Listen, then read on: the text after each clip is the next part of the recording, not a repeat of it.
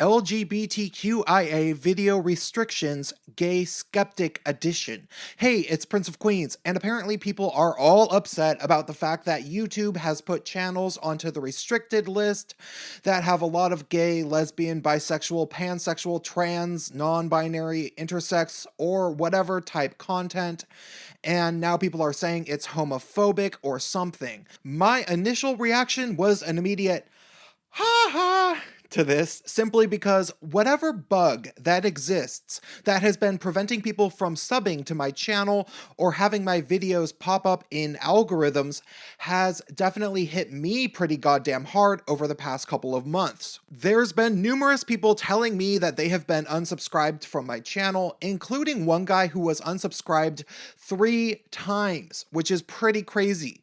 So if you like my channel, remember to hit that bell button next to the subscribe button so it doesn't happen to you. Now, why has my channel suffered from this type of accidental or maybe purposeful sabotaging?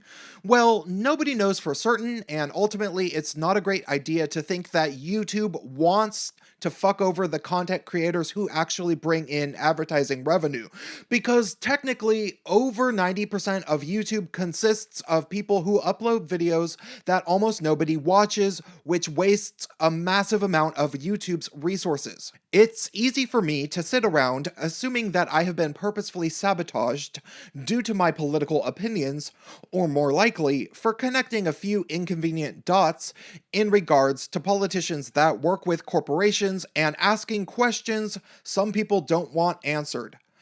Ultimately, I don't know that, but it's easy for me to assume that, although it's probably a bit paranoid. What I do know is that I also make videos about LGBT related issues, and also that my channel was never intended to be for children.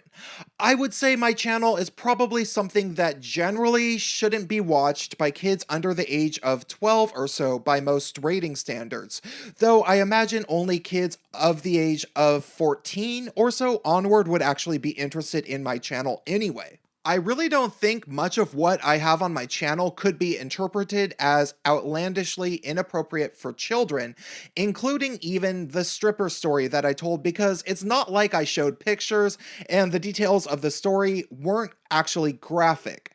Though my live streams might have some extremely tasteless humor in them, but that is usually beyond my control. However, let's get into the nitty-gritty. If LGBT channels are getting messed with now, in terms of the age restriction thing, it was only a matter of time for this to start happening. As many people have pointed out, it's very commonly LGBT-type content creators who were doing everything they could to silence and censor anti-SJW channels that they considered bullies or whatever. When it turned out that they couldn't necessarily censor a channel for making a response video poking fun at somebody who had put their video up on YouTube for the world to see under the Fair Use Agreement, they started searching for other ways to take bigger anti-SJW channels down. Bearing, for example, was ratted out for copyright infringement by some SJW or another, but it was probably somebody who was looking for any excuse to get Bearing into trouble anyway. That said, it probably wasn't hard for the leaders in the censorship-happy, cultish, fourth-wave intersectional feminist, social justice left to begin pushing Google to clamp down somehow on age restrictions for viewing anti-SJW content. Because although my audience is probably almost unanimously over 15 years old, I can totally imagine 10-year-old kids thinking Bearing's videos are hilarious. That said, once YouTube implemented a way to penalize content creators that they deemed age inappropriate, and even if that first happened to channels that went against the establishment left, it was only a matter of time before other people figured out that it would probably be pretty easy to get a lot of leftist channels age restricted as well. I'm definitely against censorship, but I can't help but be completely understanding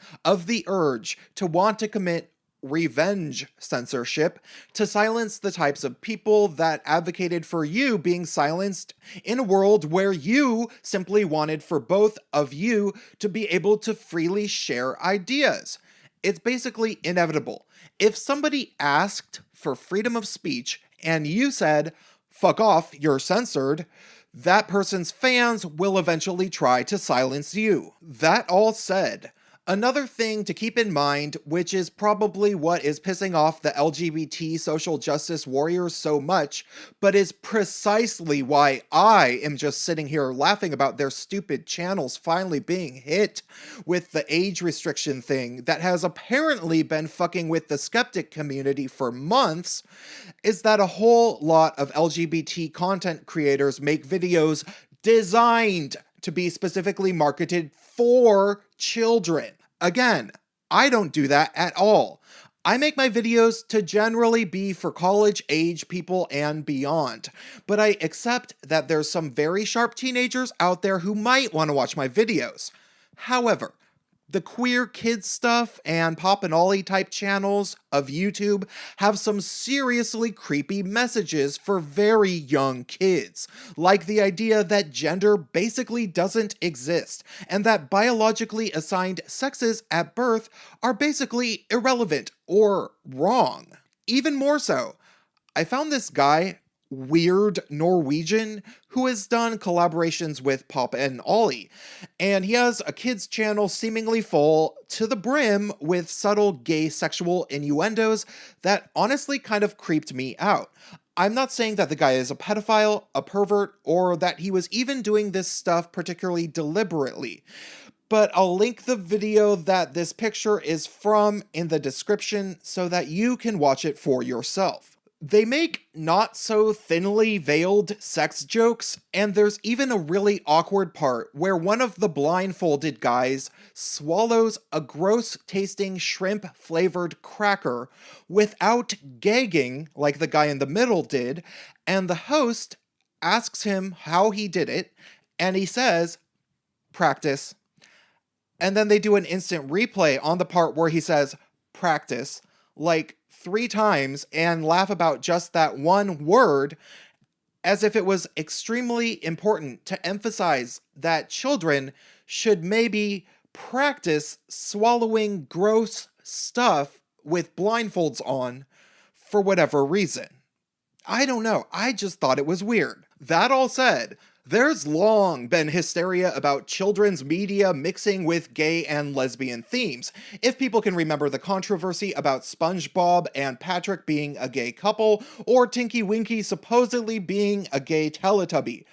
I think some people even said that Ernie and Bert were a gay couple. That stuff was definitely silly to mention as offensive because these characters didn't actually do anything that was overtly sexual in any way, or could blatantly confuse children, like denying the biology of gender and sex. It was just kids' characters that exhibited culturally gay traits, which I think is obviously totally fine, and if you are wanting to make children's content like that, I doubt it will be restricted. Hell, you can even make weird videos set in an alternate reality with genderless aliens, perhaps along the lines of Steven Universe, and that would be probably fine too.